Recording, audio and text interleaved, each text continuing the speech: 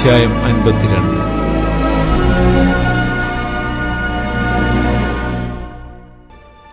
സിയോനേ, ഉണരുക ഉണരുക, നിന്റെ ബലം ധരിച്ചുകൊള്ളുക.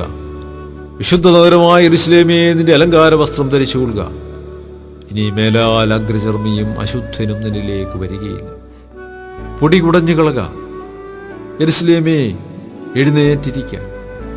ബദ്ധിയായ സിയോൻ പുത്രി, നിന്റെ കഴുത്തിലെ ബന്ധനങ്ങളെ അഴിച്ചു കളക. യഹോവ ഇപ്രകാരം അരുളി ചെയ്യുന്നു: വില വാങ്ങാതെ നിങ്ങളെ വിറ്റുകളഞ്ഞു, വില കൊടുക്കാതെ നിങ്ങളെ വീണ്ടും കൊള്ളു. യഹോവയായ കർത്താവ് ഇപ്രകാരം അരുളി ചെയ്യുന്നു: എന്റെ ജനം പണ്ട് പരദേശവാസം ചെയ്യുവാൻ മിസ്രയീമിലേക്ക് ഇറങ്ങിച്ചെന്നു. അശൂരും അവരെ വെറുതെ പീഡിപ്പിച്ചു. ഇപ്പോഴുണ്ട് ജനത്തെ വെറുതെ പിടിച്ചുകൊണ്ടുപോയിരിക്കൊണ്ട് ഞാൻ ഇവിടെ എന്ത് ചെയ്യേണ്ടു എന്ന് യഹോവ അരുളി ചെയ്യുന്നു. അവരുടെ അധിപതിമാർ മുറയിടുന്നു. എന്റെ നാമം ഇടപെടാതെ എല്ലായ്പ്പോഴും ദുഷിക്കപ്പെടുന്നു എന്ന് യഹോവ അരുളി ചെയ്യുന്നു. അതുകൊണ്ട് എന്റെ ജനം എന്റെ നാമത്തെ അറിയും.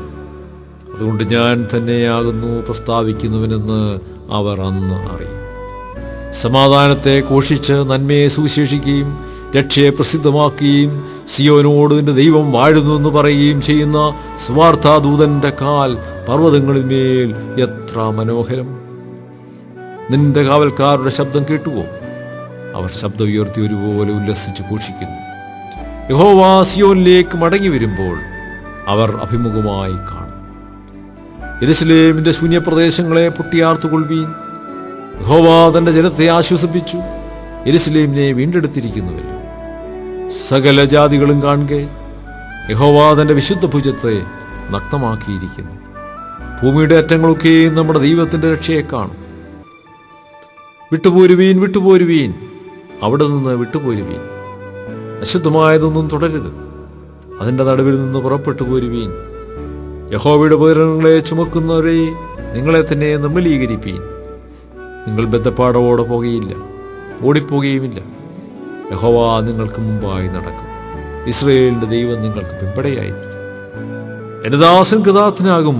അവൻ ഉയർന്നു പൊങ്ങി അത്യന്തം ഉന്നതനായിരിക്കും.